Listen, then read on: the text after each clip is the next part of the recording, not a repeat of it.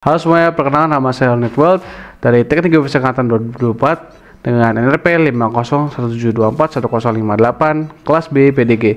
Di sini saya akan menjelaskan tentang weighted least squares atau WLS. Tapi sebelum ke sana, mari kita sedikit flashback terlebih dahulu ke regresi linear atau OLS yang bisa disebut ordinary least squares, di mana metode ini tuh merupakan metode statistika yang bisa digunakan pada geofisika yang digunakan untuk memodelkan antara suatu variabel dengan parameter fisik yang terdapat di suatu data tersebut, di mana dengan menggunakan regresi linear itu akan memunculkan atau akan mencari garis terbaik yang dapat mempresentasikan pada suatu data tersebut gitu.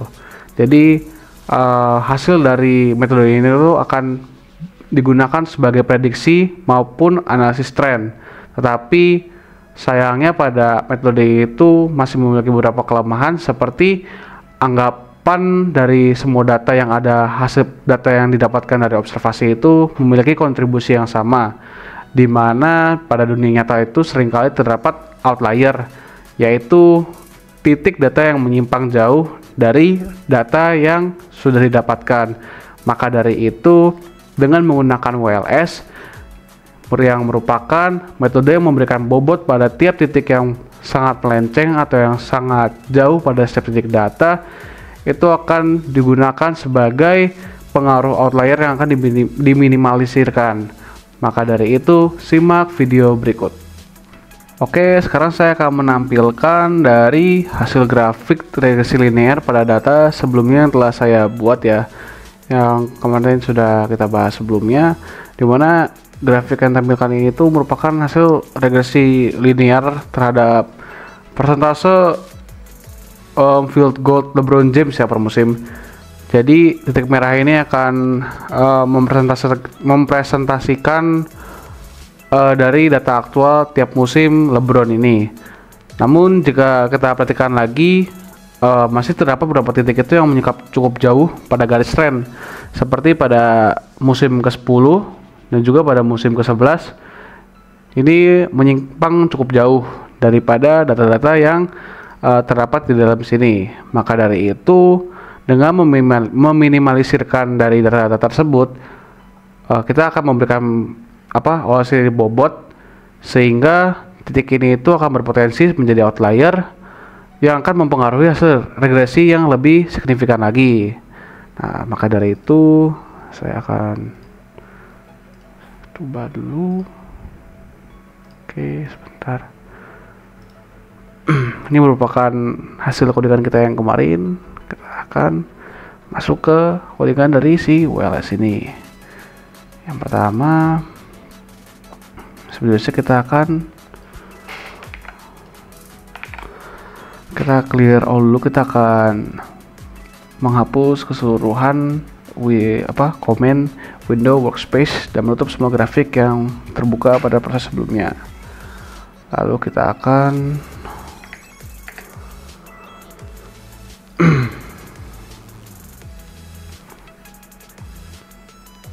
lakukan seperti ini. Nah, di sini kita akan menginisiasikan variabel X itu berisi angka 1 sampai 22, dalam arti mempresentasikan data-data musim ke-1 ya LeBron hingga ke musim 22 dari LeBron James. Lalu untuk ini berisikan data-data field goal LeBron James selama 22 musim di NBA. Yang berikutnya kita akan lakukan seperti ini. Nah, di sini n data sama dengan length y. Ini merupakan variabel dari n data ini menyimpan jumlah total data observasi sebanyak 22 data. Next, kita akan lakukan seperti ini. Kita akan melakukan plot observasi. Nah, di sini plot observasi itu saya akan membuat yaitu grafiknya itu menggunakan titik merah, dan juga saya akan menggunakan warna latar yang dibuat berwarna putih. Kemudian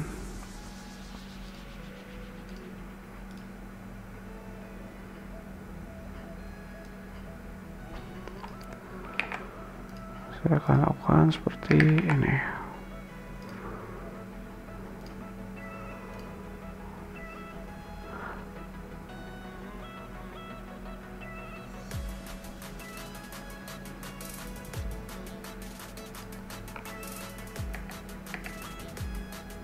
Di sini saya akan menambahkan sedikit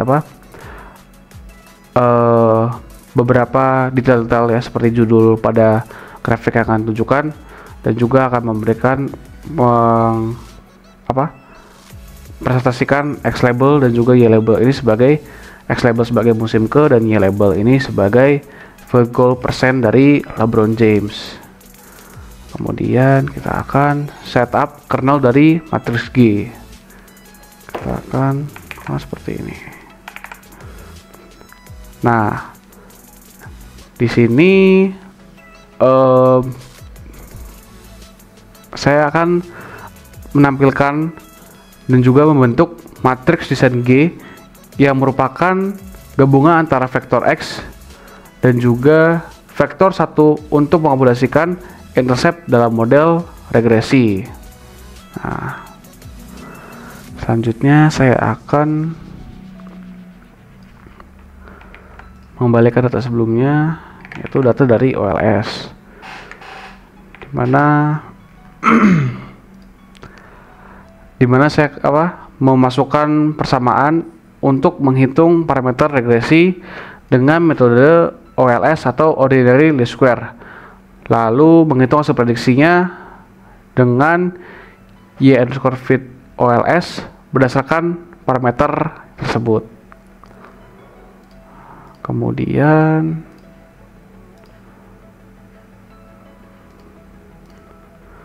kita akan melakukan pembobotan pada data-data yang sangat di luar jangkauan atau misalkan sudah sangat melenceng jauh.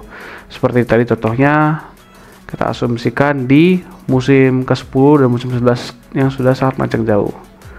Nah, di sini saya membuat vektor bobot W itu yang awalnya berisi nilai 1 untuk semua data. Lalu saya akan turunkan bobot pada musim ke-10 dan ke-11 menjadi 0,1 karena diasumsikan sebagai outlier. Nah, bobot ini kemudian akan dikonversi menjadi matriks diagonal W.